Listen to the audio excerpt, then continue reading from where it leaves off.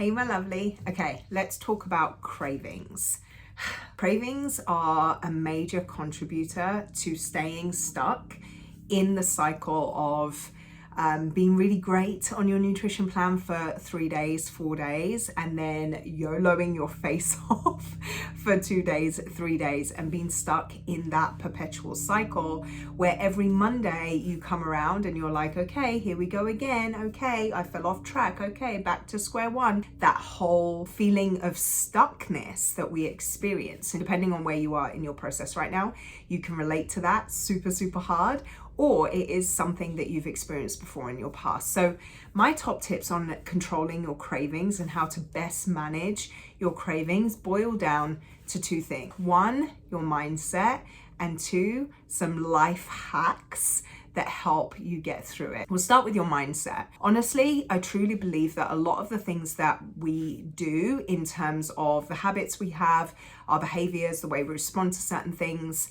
it's all in our mind, it's all in our perception, it's all in what we believe to be possible for us, right? And all of those things are determined by our past experience. If your past experience has always been when I have my time of the month, or when I'm feeling really emotional, or when X, Y, and Z thing happens, this is how I respond, then it just becomes an ingrained thing. It's often not even something you notice. It's just what happens. It's just how you do, right?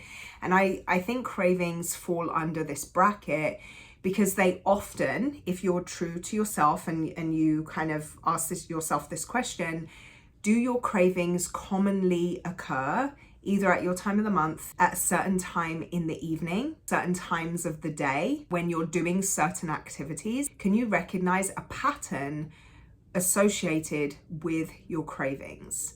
And if the answer is, oh my gosh, yes, now that you say that, I want you to recognize that cravings are often a habitual response to a particular stimulus. And what I mean by that is when you come home from work, you walk into your house, reach for that bottle of wine, reach for the pretzels, salty snacks, and that's how you wind down after a day at work. The weekend comes around and you YOLO your face off because that you deserve it. Like, this is what I do at the weekends. I just eat and drink, and I'm good for 5 days out of the week. So these 2 days, it doesn't really matter. You have a particularly bad day, or something happens that puts you in an emotional state. You sit in front of the TV, open that bag of popcorn, crack open that box of chocolates, and you just eat. All of these things are very natural responses to external stimulus if that's what you've always done. The good thing about that, though, is that because it's a habit,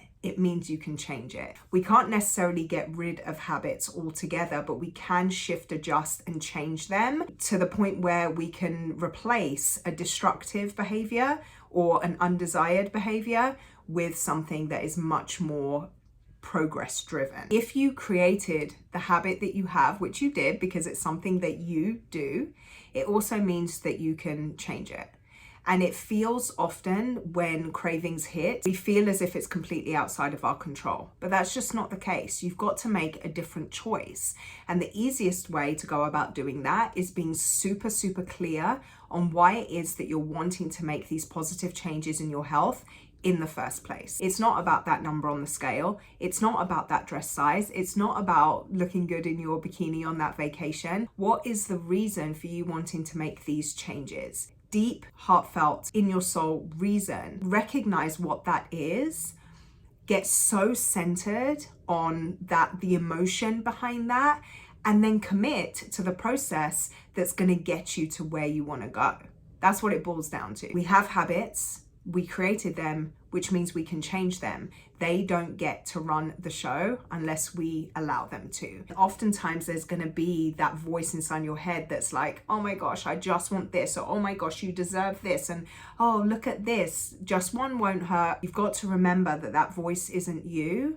It's a manifestation of your past responses, your past reactions from a version of you that you're committed to changing now. So give yourself space to make a different choice. The second thing about controlling your cravings is having some life hacks in place that help you do that. And what I mean by that is little things like Drinking your Shakeology, like I have my Shakeology as it feels like a sweet treat to me. I blend it up with a bunch of stuff. It's super thick and creamy. It feels like something indulgent that I maybe shouldn't be having, but it's 100% supports my goals, right? Things like I have frozen cherries in the freezer. So when I do have maybe that sweet kind of craving in the evenings, I get a container, you know, my particular purple container that gives me the perfect portion of frozen cherries, and I have those instead of opening the chocolate bar or drowning myself in the wine. Frozen grapes are a good example of that too. Making healthier